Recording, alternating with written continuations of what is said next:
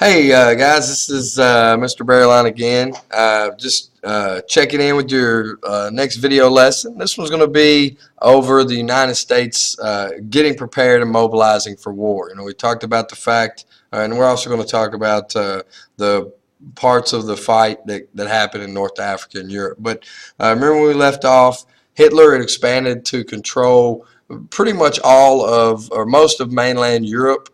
Obviously Italy controlled Italy, but they hadn't quite been able to take England yet, but they're looking to expand. Meanwhile, Japan had conquered China and much of Southeast Asia, and now they had bombed Pearl Harbor because they're trying to knock out the U.S. capability to fight in the Pacific, and it's really going to be effective, and it really cripples the U.S.'s response for quite some time. So we're going to talk about, first off, mobilizing for war and how that process is going to go, how the United States is going to build back up its forces. So the outbreak of World War II spurred mobilization of American military and industrial might. We're going to talk about how U.S. armed forces mobilized, what role American industry played and science played in that mobilization, and how it challenges the ideals of freedom. We'll see this during wartime. A lot of times civil liberties can be a little limited. All right, so the U.S. entered the war, and it wasn't really prepared for it. The United States was trying to bring its forces to readiness. So in 1940, the government had started to increase military spending a little bit. Roosevelt understood that it was an eventuality that probably would happen, that the United States was going to get pulled into the war. So he had Congress, incrementally passing increases to military spending. So it helps end the Great Depression, the war does, for one thing. Thousands of people go to factories that make supplies, planes, ammunition, ships, tanks, whatever, all right? And thousands of people find that job, and it really bumps up the employment rates in the United States. George C. Marshall's the guy that's kind of going to oversee this. He's a general, and he's the head of the United States Army, and really kind of the top dog among military commanders during this time. So equipment and supplies, but they also needed soldiers, and as those soldiers get drafted in and get trained, many of them for the first time are going to be women. They're going to fill roles as clerks and nurses and things of that nature. Also, you have the massive building of new bases and housing for these soldiers, which is really going to help the economic impact as well.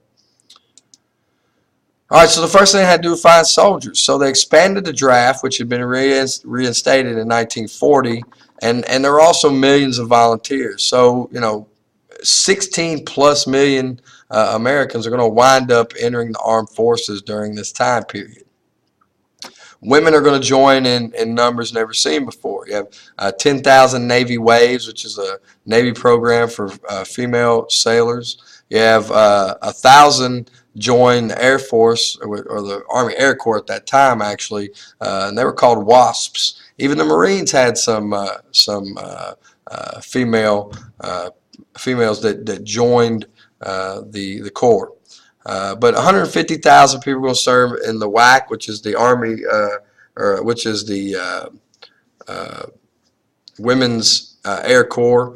Oveta Culpabi is one of the, or Women's Auxiliary Corps, I should say. Oveta Culpabi led the WWII, so she was a colonel in the U.S. Army. All right, so most bases were built in rural areas, and because you need lots of space to have a military base for training and firing ranges and things of that nature. And it transformed large parts of the United States in the South and in the West. Also, you see California, Florida, and Texas, kind of some of the largest bases, and lots of soldiers live in those areas. So you've got troops. You're starting to get you're starting to get some economic engine kind of going, and now you need things for the troops to use.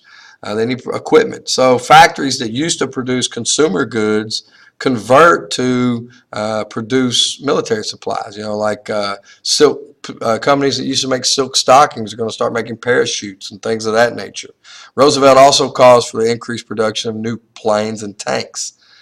Uh, you know, these supplies had to be shipped overseas, and submarines are really decimating American shipping early on.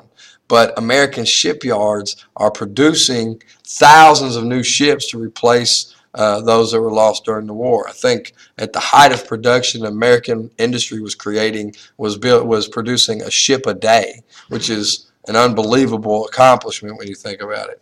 The Liberty ships use assembly line techniques, and this was pioneered by Henry Kaiser, who becomes one of the great industrialists of the age. But the Liberty ships were produced very quickly and could be used in any number of situations. Wartime agencies expanded the federal government power to regulate what factories produced, the prices they charged, and how the raw materials of the nation could be used. You have things like rationing, and people can only buy so much meat or sugar or whatever in a year. So this required a lot of workers. All of this new production and government spending on these projects creates literally millions of jobs and really pulls the country out of the Great Depression. Technology plays an important role in all of this. So we'll talk about some of that mobilization and how it changes America. First of all, factories needed workers at the same time that lots of men were leaving to join the military. So you had a shortage of labor, and women really step up to fill a lot of that shortage. And many of them, they become known or represented by the symbolic figure of Rosie the Riveter, who you've probably seen on my wall right there. All right, so that's Rosie the Riveter. And my grandmother was actually one. She worked in a bomber assembly plant in San Diego when my grandfather was deployed to the Pacific. So labor unions kind of backed off. They agreed not to do strikes and things of that nature. The War Labor Board was established to settle labor disputes without strikes or lockouts, and the Smith-Connolly Act was passed in 1943 as well. Of course, science had a huge role. The Manhattan Project began a top-secret mission to build an atomic bomb, which would be a weapon on a scale that had never been seen before. And that effort was led by J. Robert Oppenheimer. Also, a lot of these scientists were Germans who had fled Nazi rule in Germany. So it really becomes a benefit to American scientific research. All right, at home you do have some limits on freedoms. African Americans are still not treated equally. They face discrimination and segregation in the armed forces, but it does break down a lot of barriers. And it's going to become a powerful argument for the civil rights movement later down the road. In the workforce, they may even have more impact than in the military. You have a huge influx of African Americans into industrial cities, and it's a continuation of what's called the Great Migration, which begins in World War I and really changes population patterns specifically for African Americans. So A. Philip Randolph becomes an important leader for that population group. African Americans are going to continue to push for less discrimination. And finally, you have Hispanic Americans who are brought into the United States in large numbers for the first time under what's known as the Bracero program. And this gives Mexican workers a chance to work in the United States on temporary visas. Racial tensions lead to what's known as the Zoot Suit riots, and you guys will learn more about that as we go through.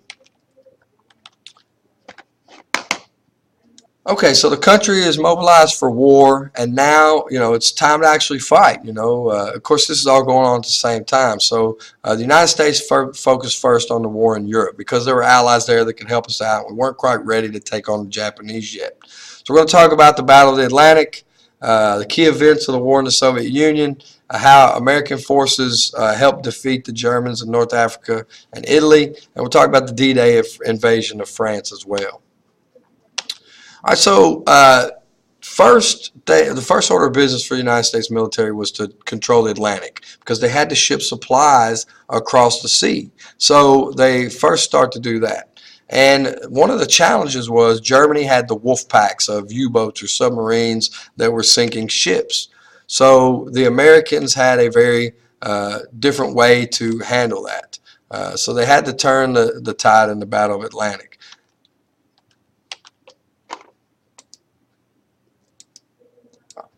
All right, so aircraft was very important. And new ships formed better, tighter, more well-armed convoys that could sink submarines. And they cracked the Enigma code, which was an important German code, so they could know in advance when attacks were coming. Very important step. The Soviet Union, meanwhile, was pretty much fighting on its own in Europe, and Germany had broken the Non-Aggression Pact in 1941, and the Germans were attacking relentlessly throughout the Soviet Union.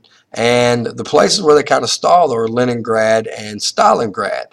And Stalingrad marks a major defeat for the Germans. They lose over 100,000 soldiers, and it becomes really the last offensive stand for the German army. After that, they're going to be playing defense for the rest of the war, and the Soviet Union is going to be able to start squeezing them, pushing them back into Germany. Now, Stalin wanted a second front opened in France, but Great Britain and the United States, Roosevelt and Churchill, thought that North Africa was a better place to go because they could control the Suez Canal, which would allow access to oil from the Middle East. So they attacked North Africa first. And they're fighting one of the greatest military commanders of all time, a guy named Erwin Rommel, also nicknamed the Desert Fox. But Allied forces are able to finally defeat the Germans at the Battle of El Alamein, which is a great victory and allows the United States to control the Mediterranean. The United States and Great Britain allies. So Stalin says, good, now we can open a second front in France. But Britain and America decide to go up the boot of Italy. The initial victories lead the Italian people to overthrow and execute Mussolini, but German forces rush in to try to defend Europe, and it's very slow, very difficult, very tough fighting for the Allies as they try to work their way up the boot. Finally, 1944, Operation Overlord begins, and this is the invasion of France at the beach of Normandy. So the Allies land on Normandy on June 6, 1944, and it's called D-Day. Today we celebrate it as D-Day. Although D-Day is kind of a generic term for any day an operation begins, D-Day has come to kind of represent that specific operation. It's the largest military operation of the war, and when the invasion happens, it takes the Germans a bit by surprise, and they're pushed back. And Germany's going to try one last offensive at the Battle of the Bulge, but they're going to fail. All right, so Operation Overlord was planned as invasion of France from the beaches of Normandy. It's led by General Omar Bradley, who was kind of second in command to Eisenhower. Good planning and speed were vital, but they're able to execute it almost flawlessly. 3.5 million soldiers for the Allied side. Germans were expecting an attack somewhere else, so they didn't have all their troops there. And the Allies landed almost 1 million soldiers and 180,000 vehicles over a span of a couple days.